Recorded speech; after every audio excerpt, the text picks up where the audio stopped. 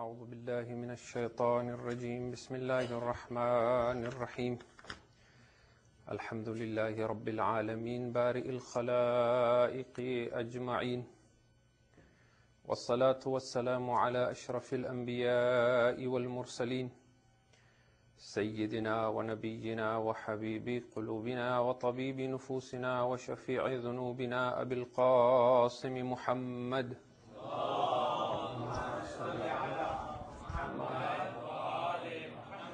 ثم الصلاة والسلام على آل بيته الطيبين الطاهرين المظلومين واللعنة الله على أعدائهم أجمعين من يوم عداوتهم إلى يوم الدين. أما بعد فقد قال الله تبارك وتعالى في كتابه بسم الله الرحمن الرحيم إن الذين اتقوا إذا مسهم طائف من الشيطان تذكروا فإذا هم مبصرون. صلوات على محمد.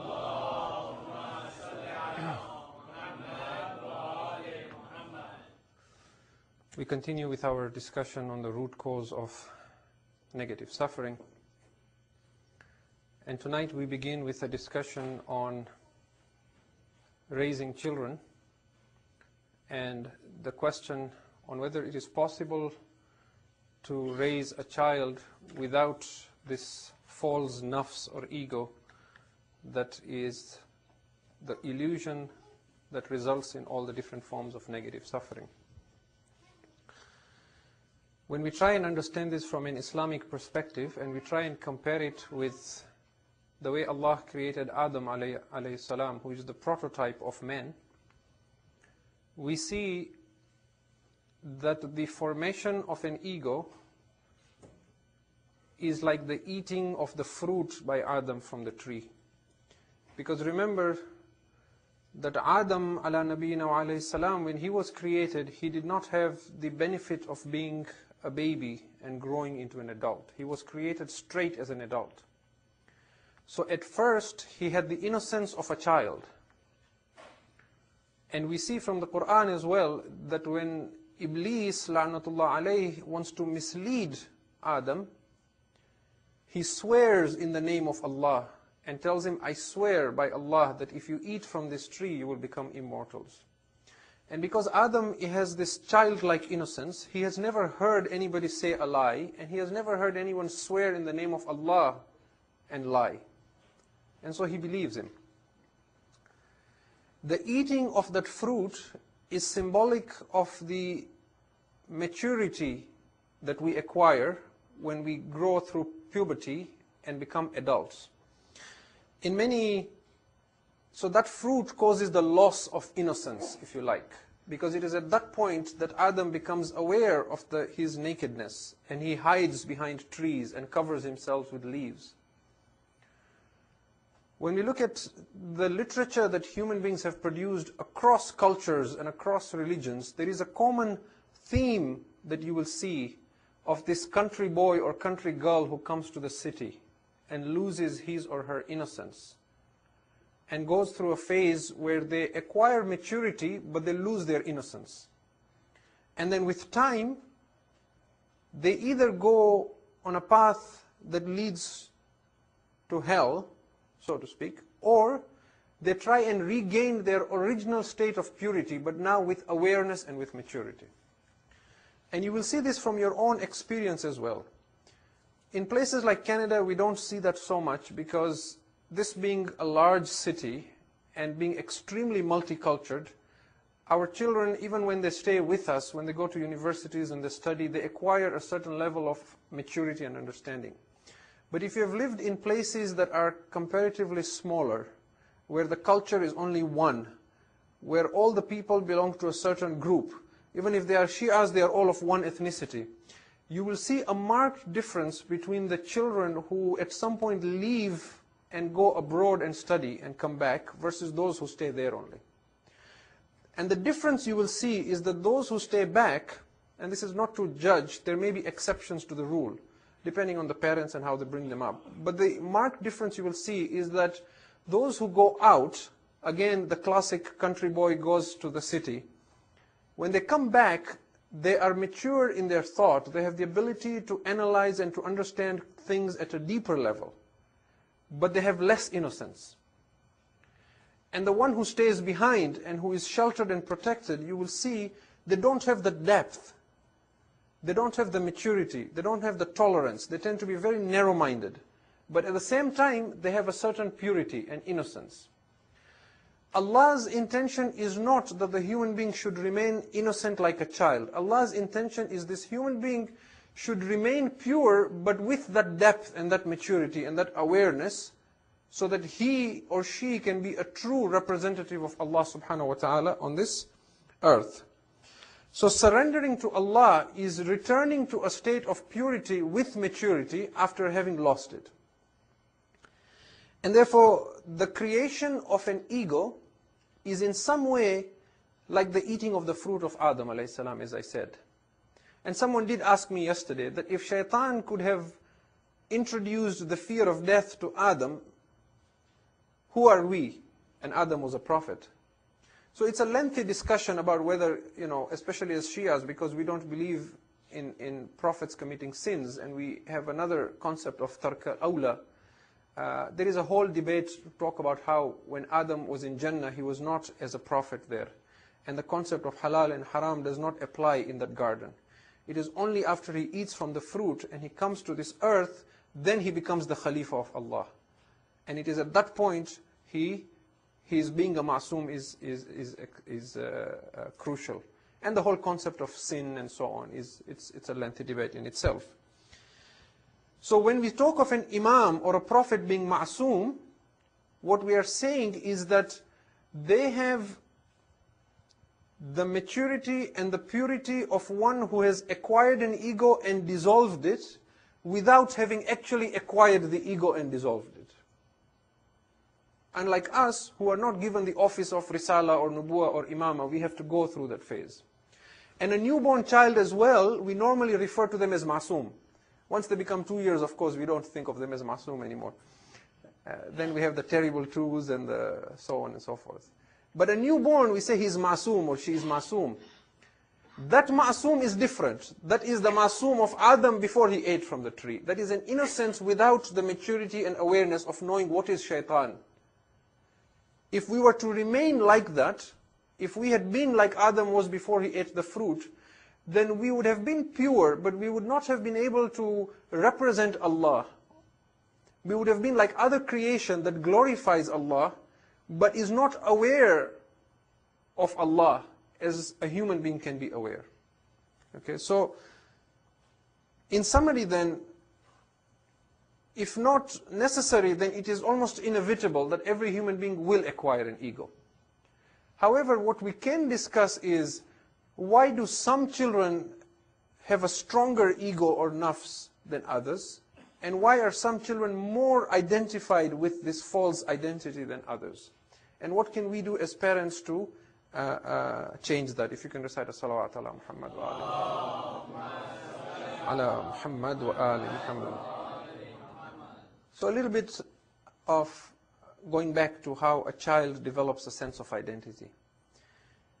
When a child initially is growing up, when it's very young, it learns to imitate words. The parents teaches the child words. And if you observe closely, you will see when they're very young, they don't have a sense of I. And very often, they will refer to themselves in the third person. For example, the child will say, Ali is hungry. Ali wants to sleep. And the child is referring to himself. So there is a third person sense there. And then one fine day, they learn the magic word I. And with time, as they start believing this is my toy, and this is my bed, and this is my, then they learn other words like my, mine, me, and so on. And so the more they acquire, they begin to identify with it. And instead of thinking of those things as being their responsibility or something that they should be caring for, they begin to merge it with their own identity and begin thinking this is part of me. They no longer see this as under my care or under my responsibility or for me to look after. Rather, they think this is me at that subliminal level. The lower the sense of confidence in a child, or the more diminished the ego, the more things they will need to supplement their sense of identity. And this they take with them as they grow into adults. So if they had a very lower sense of self, and they're completely identified with the mind as children until they grow old enough to understand, then they will need more friends and more possessions and more things and more worldly material and more hobbies so that they can have more of my, which they take into adults. And then it becomes very important and significant to them, all these my house, my job, my car, my family, my status, my knowledge, my beauty, my this, my that. That my becomes very closely identified with these things. As soon as any of these things are taken away or threatened, the mind, which believes now that the ego has been threatened or compromised, and sees this as a threat of its extinction, it will immediately rush to what it perceives as a threat and try and rescue itself, because it sees as itself being diminished. And it will stop at nothing to regain what it sees as its own destruction. It may vary from simply abusing someone and arguing and blaming, to screaming and shouting, to committing physical violence and torturing and killing another human being. It will stop at nothing. It will even kill another human to protect what it thinks is its own life, when in fact all it is protecting is an illusion and an identity. So as a child, when my toy breaks, it causes considerable suffering.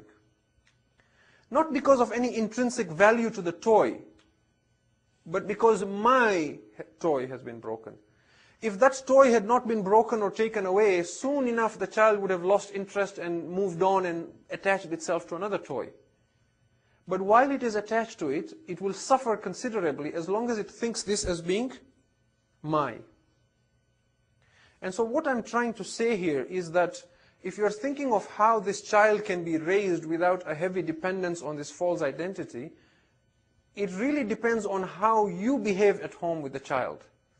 And the secret to raising a child that is more likely to surrender to Allah as an adult is how much you surrender while the child lives with you. And you can take examples from psychologists, and they will give you many, many examples. For example, if a child grows up in a home where they're constantly being criticized, then that child will grow up with an inferiority complex, that I'm not good enough.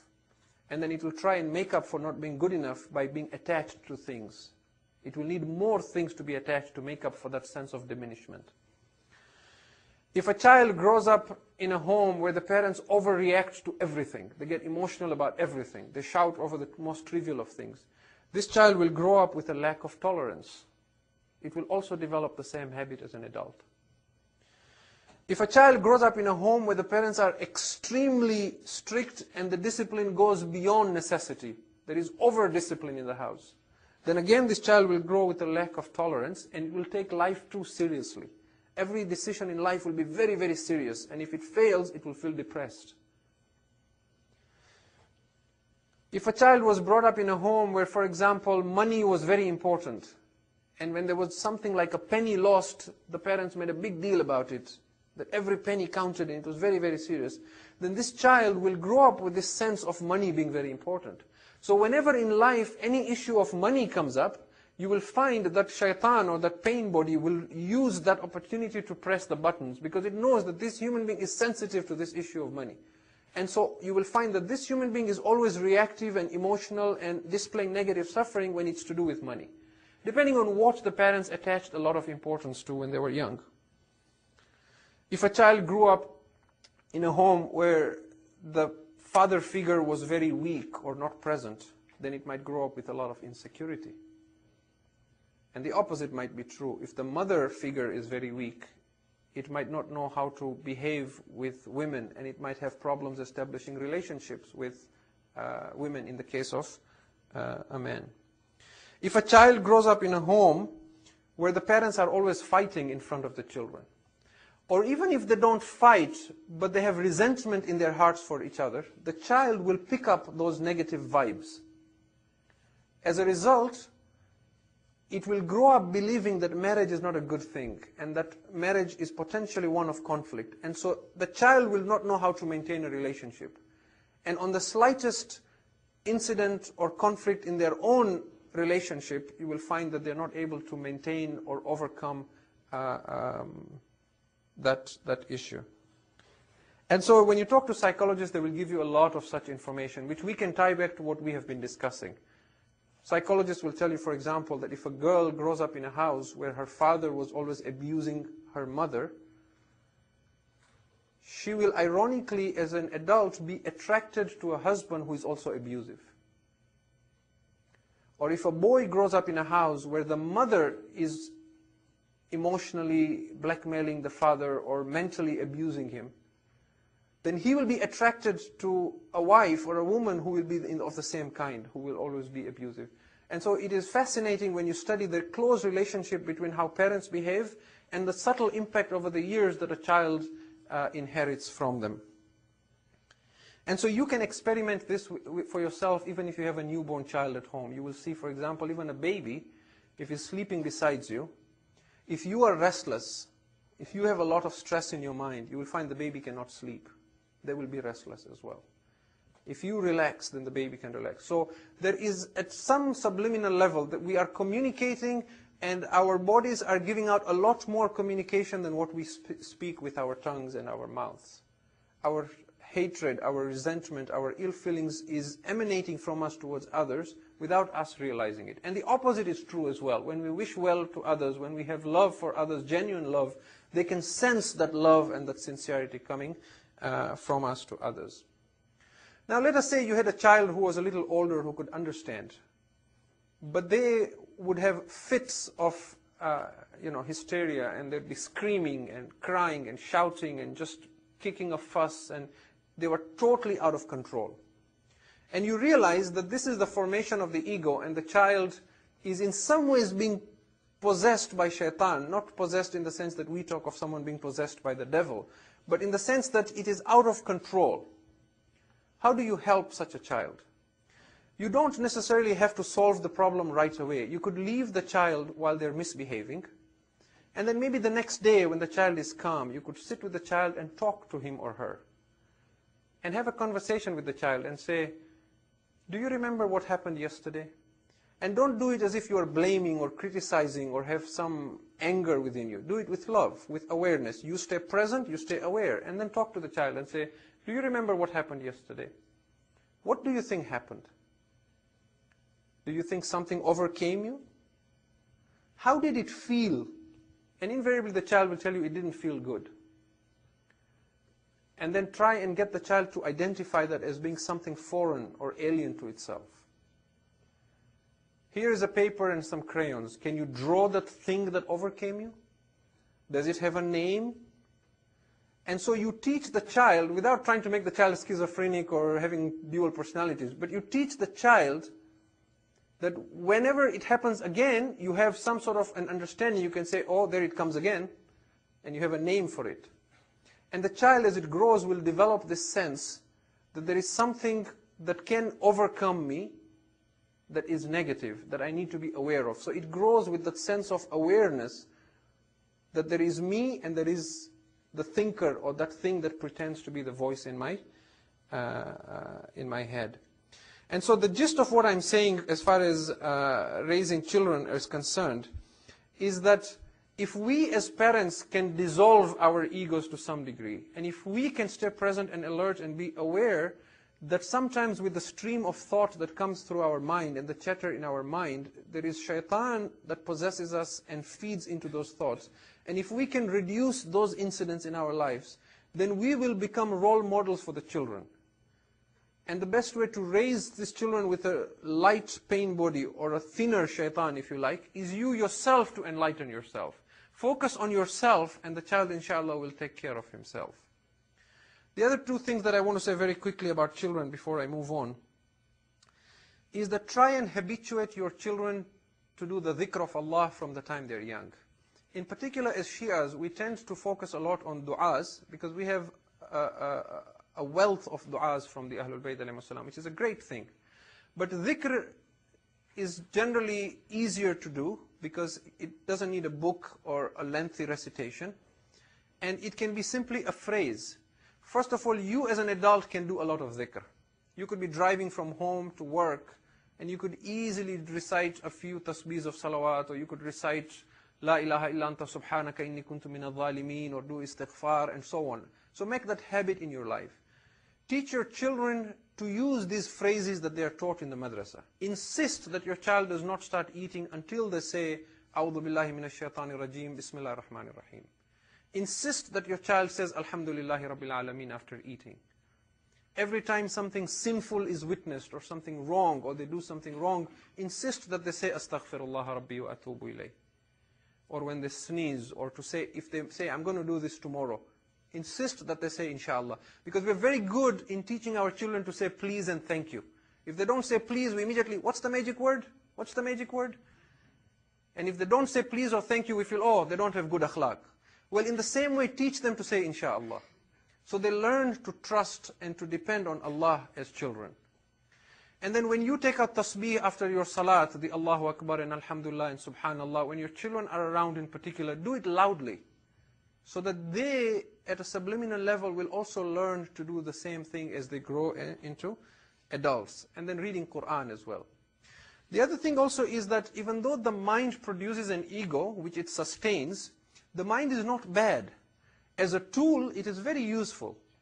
It is only when we identify with it and we allow the chatter to trick us into thinking it is us, then it is wrong. But as a tool, it is very useful. So use the child's mind as a tool to do analysis. And let the child do some thinking. For example, you might tell them a story about the Ahlul Bayt alayhimus salam, like the examples that we had given in the past few nights with regards to Imam Hassan alayhi salam and Imam al-Baqir alayhi salam. Allahumma salli ala Muhammad wa ali Muhammad. And how they dealt with the person who was abusing them. Tell the story to the child, and then ask the child to analyze why the Imam behaved like that. Why that person behaved like this. What do you think was happening? Can you think of such an example in your own life? Or if you're reading the Quran and you come to these qisas or the stories in the Quran, like for example the story of Yusuf and his brothers, where the Quran talks about how it was shaitan who divided them as brothers and introduced jealousy. Tell them the story of Yusuf and then let them do the analysis and tell you what is happening. And so there are many things that we can do just to bring this sense of alertness and awareness and the child growing to believe what is the true nature of his self or herself and what is alien to him that is coming to him from shaitan. If you can recite salawat ala Muhammad wa ali Muhammad. Muhammad wa ali Muhammad. Okay. Now we move on to a different subject. A couple of nights back, we had said that one of the causes of unhappiness and depression and anxiety is taking life too seriously. And again, as we said, sometimes for how we were brought up, we may come up with that sort of a mindset. When you first realize that things are not as bad as your mind makes them to be, and that your mind tends to exaggerate the seriousness of things, then you find that the sadness and the depression and the anxiety and the unhappiness drops. And at one point in your life, you may come to a realization that is so profound that you might actually laugh out aloud. But that laughter will not be a silly laughter. It will be an intelligent and an enlightened laughter. It will be a laughter that will say, life is not as serious as my mind makes it out to be. The fact that I lost my job, or the fact that I lost some money, or the fact that somebody criticized me, or the fact that somebody hates me, it's not that big a deal as my mind makes it out to be. My mind wants a story. My mind wants a victim identity that it can tell again and again so that it can feed that false identity, which is creating unhappiness that is feeding shaitan. And so, at some point, you know, as you talk to other people, you begin to realize that the problems that I have, everybody else in the room has. The depression that I feel when my loved one dies, everybody else has felt that or is going to feel that. And the more you talk to people and interact with them, you begin to realize that it's not Canada or my spouse, or my mother, or my friend, or the Jamaat, or Masumin Center, or where I work, or the school I go to, or my home that is making me unhappy. Rather, it is my thoughts and the ego that is making me unhappy. And so often you will find people using the word I need, or I must have. I need a break. I need a holiday. I need a new job. I need a bigger home. I need a new wardrobe. I need a new car. And so on. I need my children. I need more money. I need more food. I need more sleep. I need. Try not to use the word I need. Because in reality, your body needs food. Your body has physical needs. There is no doubt about that. But to be happy, the only thing you need is Allah subhanahu wa ta'ala. It may be you need Allah through His Messenger and the Ahlul Bayt alayhi salam. But to be happy, what you need is Allah only. Everything else is not what you need. It is only the suggestion of your mind. And so, people of spirituality will tell you that the mere fact that you say, I need, is the cause of your unhappiness. Because you are then saying, I can't be happy until I get this. And one who is spiritual will train himself to a level where he is so conscious of Allah watching him, and we shall talk more about this tomorrow when we make a conclusion to the series. He is so conscious that Allah is watching him, that he or she feels ashamed to say, I need. Allah is watching me and I'm saying, I need this, I must have this, I can't be happy without this. What is Allah saying to me? Am I not sufficient for you? That you need this to be happy? And so you can bring yourself to a level where you will feel ashamed to say that. And so the point to keep in mind is that the ego wants to want more than it wants to have. If I can explain this a little bit more. It wants to want more than it wants to actually acquire what it is saying it wants. Because when it keeps saying it wants, it keeps that ego alive and it is more active. In fact, sometimes it will transfer that wanting from the mind to the body. What is bulimia, for example? What happens when a person will eat and eat and eat and then not feel satisfied? And then they will go to the bathroom and they will, force themselves to throw up all the food and then go and eat again. That hunger is not of the body, it is of the mind. The mind wants to eat. And sometimes we will eat because we are bored. So what happens is that anxiety, that worry, that boredom, that depression, because the mind is not getting enough food for thought, it now transfers that need from being something mental it needs to feed on to something it needs to ingest physically. And so it tries to satisfy that boredom by going to the fridge and trying to eat food in the physical sense. That physical ingestion is a psychological problem. That overeating is because the mind wants to feed. And that's how it transfers it to that. And so it is not the body that is hungry, but the mind. And that is why you will see a lot of times teenagers, they're always dissatisfied. They're always angry. They're always in a state of negativity. Because they want to want more than they want to have. That they're still at that stage of being confused. They still don't know what they want in life. And they're being driven unconsciously by the ego, not realizing that their true self is asleep. As long as you don't realize this, that you are unconscious, and that it is your mind that is driving you, then you will believe every thought that comes to your mind and everything it says to you, and you will identify with it completely. And as long as you do that, you will be condemned to running after happiness from external things. And no matter what you go after, nothing will satisfy you. Rest assured. You can change as many jobs as you want. You can migrate to as many countries you want. You can change your spouse as many times as you want. You can become the richest man in the world. You can do whatever you want. You will not be happy because the mind does not want things. It wants to want things only. Okay? And the issue is not getting what you want. It is a mental position of always seeking and constant wanting. And that is why you will notice that across ethnicities, across financial backgrounds, across cultures, across religions, even though the things we want might be different, the intensity of the suffering we experience because of not getting what we want tends to be the same. A poor child might want an old used piece of wood that looks like the shape of an animal. A rich child might want an expensive electronic gadget. The things are very different, but the intensity with which they suffer when they don't get what they want is the same. A poor villager in some jungle in Africa who wants a mud hut and can't get it, and that rich man in California who wants the multi-million-dollar mansion and can't get it, what they want is very different in price and in value. But the intensity with which they suffer and the dissatisfaction they experience because they can't get what they want is the same. That means from an ego and mind's perspective, there is content and there is structure.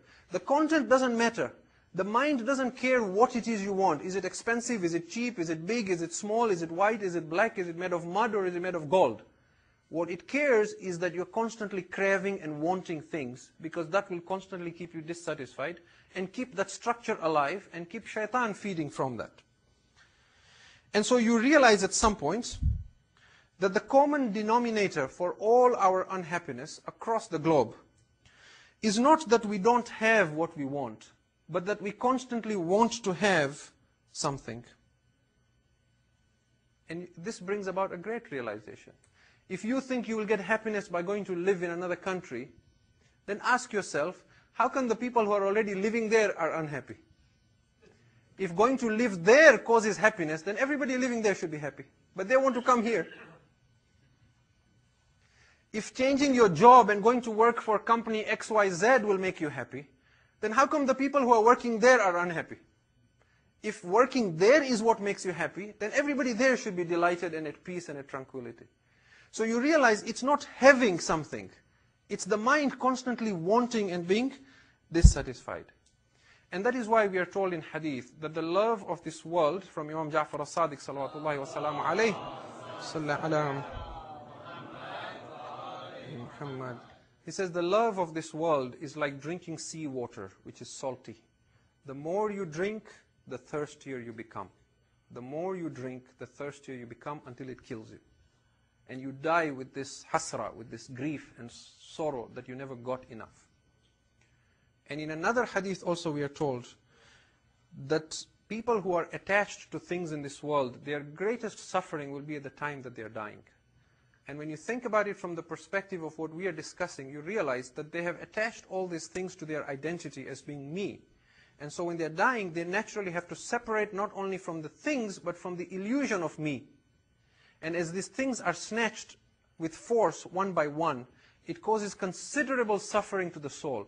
A lot of times the suffering to the soul is not the soul leaving the body, but having to be forced to give up that false identity and illusion and to be separated from the illusion of these things. And that is why the Messenger of Allah, peace be on him and his family, said, Mutu qabla an tamutu, Allahumma salli ala Muhammad wa ali Muhammad. He said, die before you die. Experience death of your egos before you experience physical death. Surrender to Allah. And then there is no la khawfun alayhim wa la hum yahzanun. You will not experience any fear nor any grief at the time of your physical death. And the marketing and advertising industry knows this. That in order to sell you things that you don't need, they must convince you that unless you get this or that, your life is unfulfilled. And that your life is not meaningful unless you get this. When you get this, then you will be happy. And if you don't believe me, just watch the ads on TV about cars. In particular, watch those. How this will give you nirvana and your dream comes true, and without this your life is unfulfilled. And okay, they are using this idea of wanting to want. By using this product, you will stand out from the crowd. You will be different from others. And that is what the ego wants. The ego doesn't want to disappear in the mass of the millions of people. The ego wants to be unique, either by being famous or infamous. But I need to survive, and to survive I must stand out from the rest of those who are around me. And so it will look for anything. The same thing with the hankering after brand names and designer labels and so on. A designer label is something expensive, something that is for an exclusive group of elite people, something that not everyone can afford. So by using that, I now become part of an elite group. I now stand up from the rest. If everybody started using that, then I wouldn't want it anymore, because then it has no value. It has value because it makes me different. It makes me stand out. It gives me the idea of being elite. This is not to say that we deny ourselves things. The idea is not denial of things to ourselves, but the problem is when we use these things to identify who we are.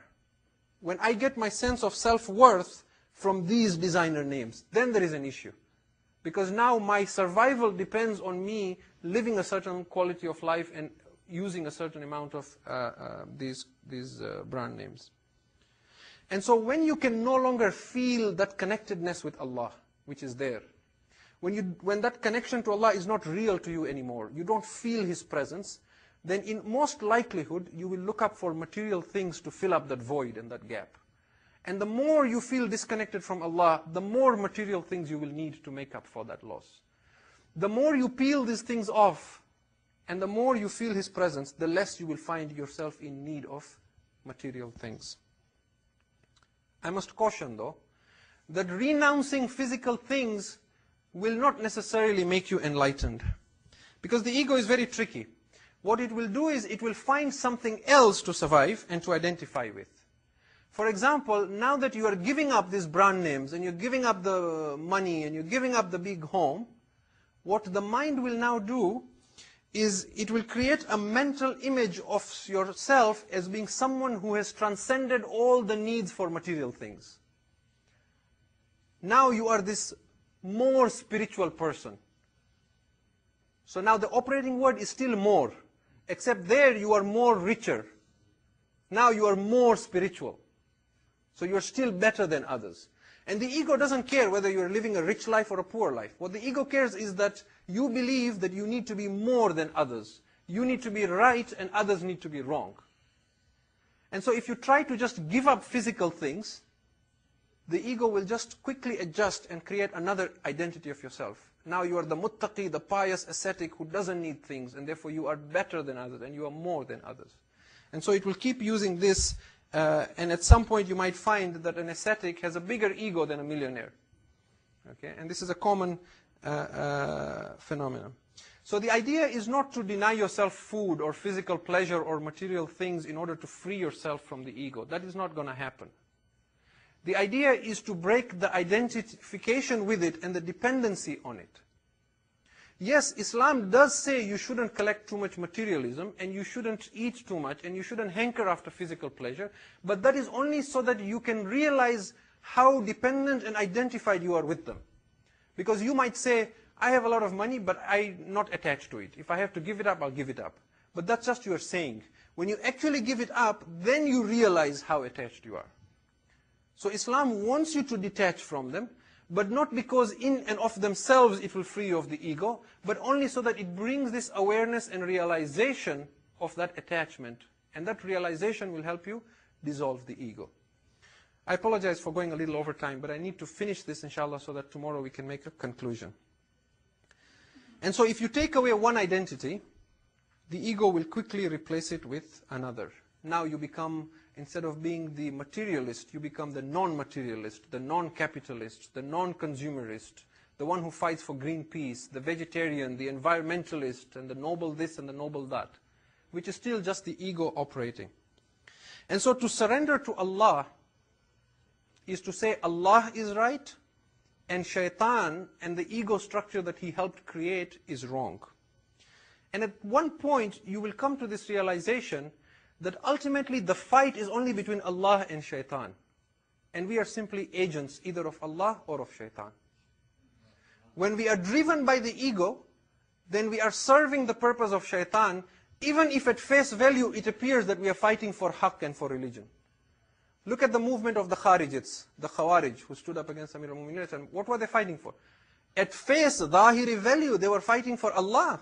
They were fighting for Islam. But who are they serving? They were serving shaitan. So the fight is between Allah and between shaitan. The more our actions are done in a surrendered state, the more they are for Allah. And the more they are done to uphold the ego, to prove I am right and you are wrong, at any cost, and with hatred and discrimination, unjust hatred, not just. Okay, because somebody again asked me about tawalla and tabara, but we won't get into that right now. And so, we need to be aware of this. So in conclusion then we say, how do we give up attachments? You don't really give up attachments by doing something. You give up attachments by initially just realizing that you are attached to something. It may not be something physical, it may be a position. Maybe you are holding a certain position, maybe you had a certain rank, and then you lose that. If that results in you then backbiting or trying to bring someone down or wishing ill for someone, then you know that that is driven by the ego. If that helps you in then joining hands and helping, then that is driven by surrender, and it was done for the sake of Allah. If I can give an analogy that will clarify it very easily, so that you understand what we mean by how you break attachment. If there is darkness in the room, how do you remove darkness? You don't suppress the darkness. You don't fight the darkness. It is impossible. What you do is you introduce light. When you introduce light, the darkness disappears. But you can't fight the darkness itself. How do you deal with ignorance? You can't fight ignorance or suppress ignorance or take ignorance out of your heart and throw it. What you do is you don't deal with ignorance, you just realize you're ignorant, you introduce knowledge. When knowledge comes in, ignorance dissolves. In the same way, you can't suppress the ego or fight it or give up material things or deny your body its physical needs so that the ego is suppressed or broken or removed. You can't. What you do is you bring awareness and realization and ma'rifat of Allah, and you become aware that I am not the thinker. When awareness comes in, the ego dissolves. So what we need to do is introduce something, not try and remove anything. What is there in our hearts is darkness and ignorance. As soon as Allah comes in, as soon as awareness comes in, as soon as realization comes in, then that automatically dissolves. And shaitan now is there, but he does not have any more control over that mind. As the ayat we said yesterday, لَأُغْوِيَنَّهُمْ أَجْمَعِينَ إِلَّا عِبَادَكَ مِنْهُمُ الْمُخْلَصِينَ. So as a first step we say, to remove these attachments and the ego, we need to be aware. Just bring to mind that I am not the thinker and watch the mind as it plays games.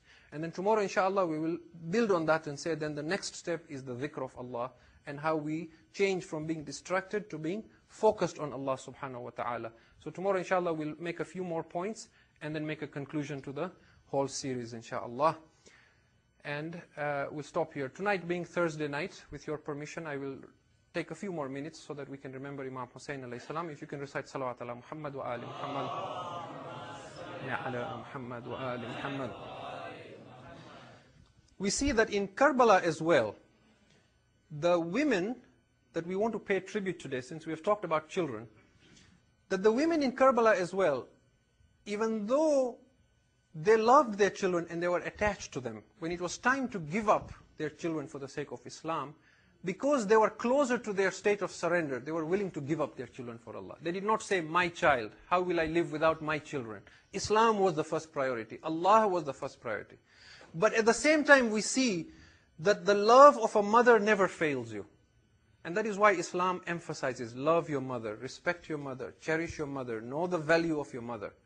Because you will only know her value after she passes away. When Musa alayhi salam's mother passes away, he cries before Allah. And Allah tells him, O Musa, you have every right to cry for your mother. But O Musa, now watch your back when you go to Fir'aun. Because your mother used to wake up in the middle of the night and pray to me and say, O Allah, look after my Musa. That dua of your mother is not with you anymore. So value the dua of your mother. It stays with you even long after she is gone. And so we see the same thing in Karbala again and again. And that is why you will see in the incidents of Karbala, at many, many places we are told that the mother of Imam Hussein has an appearance and there is a vision of her. That even when Imam Hussein alayhi salam is alone, you will see Fatima is there for Hussein.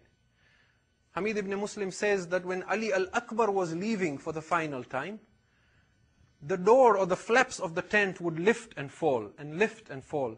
As if there is a mother standing behind there. She is letting her son go for Islam. But there is that love of the mother that does not go. That is why Allah, even though His love is infinite, He quantifies it when He compares it to the love of a mother. And He says, my love is 70 times the love of your mother.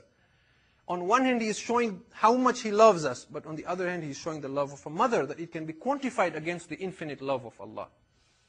So now think about the mother of Ali al-Asghar. And I end with this, that even Hurmala says that when he had this arrow in his hand and he was trying to pierce the throat of Ali al-Asghar, his hands were trembling. And on one narration we are told that when he was asked by Umar ibn Sa'ad, "Oh Hurmala, why is your hand trembling?" He said, "At the tent I can see a woman standing looking at me." As if Rabab is saying, "Hurmala, do not kill my little baby. What has my Asghar done to you?" And our salams to Imam Hussein, that he recognizes this even after Asghar is killed. And that is why 7 times he goes back and forth thinking, how will I take this baby to its mother? Inna lillah wa inna ilayhi raji'un. He says, Ridam bi qada'ihi wa tasliman li amri. Oh Allah, I surrender to your decree and I resign to your will. على لعنة الله على القوم الظالمين وسيعلم الذين ظلموا أي منقلب ينقلبون. إلهي بحق محمد وأنت المحمود وبحق علي وأنت الأعلى وبحق فاطمة وأنت فاطر السماوات والأرض وبحق الحسن وأنت المحسن وبحق الحسين وأنت قديم الإحسان وبحق 9 المعصومين من ذرية الحسين يا الله يا الله يا الله يا الله. Oh Allah, this is the last Thursday night of this holy month of Ramadan. Oh Allah, we do not know who amongst us will be alive this next month, next year in Ramadan. We ask you, oh Allah, for the sake of this blessed night and this blessed month, oh Allah, forgive our sins this night. Oh Allah, bihaqqi Muhammad wa ali Muhammad, forgive the sins of all our marhumin and give shifa to all those who are ill on this month. Oh Allah, keep us united as a community and let this day be a day of, let the day of Eid be a day of rejoicing and of unity amongst all of us. Oh Allah, hasten the appearance of our Imam and make us amongst his Ashab and Ansar. Rabbana taqabbal minna innaka antas sami'ul alim. Salawatullah. So surrendering to Allah is returning to a state of purity with maturity after having lost it. And therefore, the creation of an ego is in some way like the eating of the fruit of Adam alayhi salam, as I said.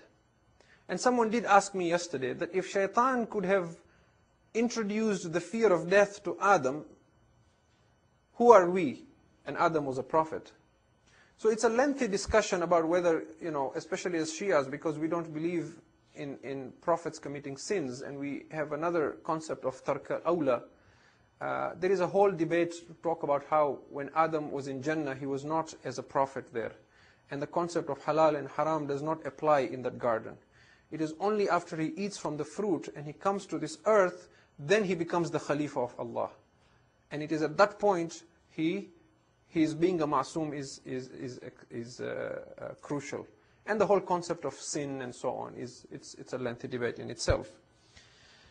So when we talk of an imam or a prophet being ma'soom, what we are saying is that they have the maturity and the purity of one who has acquired an ego and dissolved it without having actually acquired the ego and dissolved it.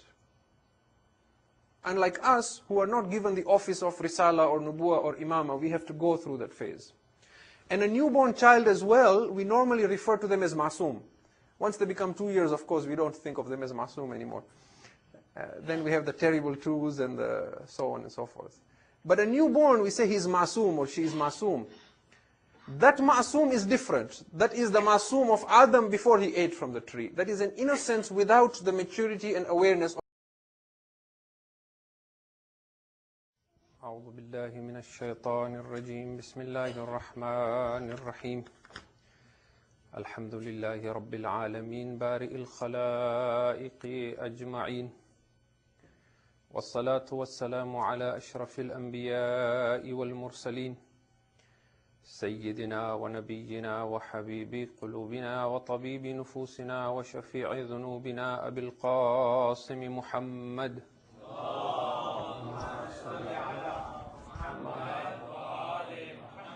ثم الصلاة والسلام على آل بيته الطيبين الطاهرين المظلومين واللعنة الله على أعدائهم أجمعين من يوم عداوتهم إلى يوم الدين. أما بعد، فقد قال الله تبارك وتعالى في كتابه: بسم الله الرحمن الرحيم: إن الذين اتقوا إذا مسهم طائف من الشيطان تذكروا فإذا هم مبصرون. صلوات على محمد.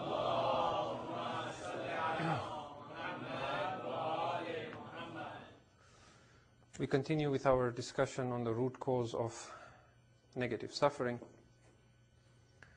And tonight we begin with a discussion on raising children and the question on whether it is possible to raise a child without this false nafs or ego that is the illusion that results in all the different forms of negative suffering. When we try and understand this from an Islamic perspective and we try and compare it with the way Allah created Adam alayhi salam, who is the prototype of man, of knowing what is shaitan. If we were to remain like that, if we had been like Adam was before he ate the fruit, then we would have been pure, but we would not have been able to represent Allah. We would have been like other creation that glorifies Allah, but is not aware of Allah as a human being can be aware. Okay, so in summary then, if not necessary, then it is almost inevitable that every human being will acquire an ego. However, what we can discuss is, why do some children have a stronger ego or nafs than others?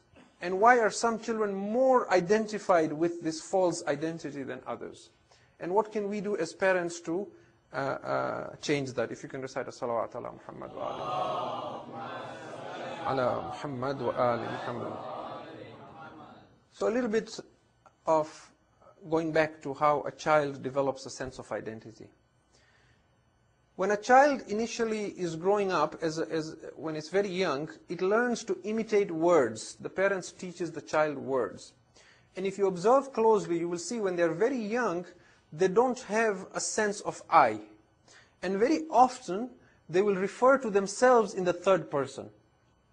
For example, the child will say, Ali is hungry. Ali wants to sleep. And the child is referring to himself. So there is a third person sense there. And then one fine day, they learn the magic word I. And with time, as they start believing this is my toy, and this is my bed, and this is my, then they learn other words like my, mine, me, and so on. And so the more to hell, so to speak, or they try and regain their original state of purity, but now with awareness and with maturity. And you will see this from your own experience as well. In places like Canada, we don't see that so much because this being a large city and being extremely multicultural, our children, even when they stay with us, when they go to universities and they study, they acquire a certain level of maturity and understanding. But if you have lived in places that are comparatively smaller, where the culture is only one, where all the people belong to a certain group, even if they are Shias, they are all of one ethnicity, you will see a marked difference between the children who at some point leave and go abroad and study and come back versus those who stay there only. And the difference you will see is that those who stay back, and this is not to judge, there may be exceptions to the rule, depending on the parents and how they bring them up. But the marked difference you will see is that those who go out, again, the classic country boy goes to the city, when they come back, they are mature in their thought. They have the ability to analyze and to understand things at a deeper level. But they have less innocence. And the one who stays behind and who is sheltered and protected, you will see they don't have the depth. They don't have the maturity. They don't have the tolerance. They tend to be very narrow-minded. But at the same time, they have a certain purity and innocence. Allah's intention is not that the human being should remain innocent like a child. Allah's intention is this human being should remain pure, but with that depth and that maturity and that awareness, so that he or she can be a true representative of Allah subhanahu wa ta'ala on this earth. We see that the formation of an ego is like the eating of the fruit by Adam from the tree. Because remember that Adam ala nabiyina wa alayhi salam, when he was created, he did not have the benefit of being a baby and growing into an adult. He was created straight as an adult. So at first, he had the innocence of a child. And we see from the Quran as well that when Iblis, la'natullah alayh, wants to mislead Adam, he swears in the name of Allah and tells him, I swear by Allah that if you eat from this tree, you will become immortals. And because Adam has this childlike innocence, he has never heard anybody say a lie, and he has never heard anyone swear in the name of Allah and lie. And so he believes him. The eating of that fruit is symbolic of the maturity that we acquire when we grow through puberty and become adults. So that fruit causes the loss of innocence, if you like, because it is at that point that Adam becomes aware of his nakedness, and he hides behind trees and covers himself with leaves. When we look at the literature that human beings have produced across cultures and across religions, there is a common theme that you will see of this country boy or country girl who comes to the city and loses his or her innocence and goes through a phase where they acquire maturity, but they lose their innocence. And then with time, they either go on a path that leads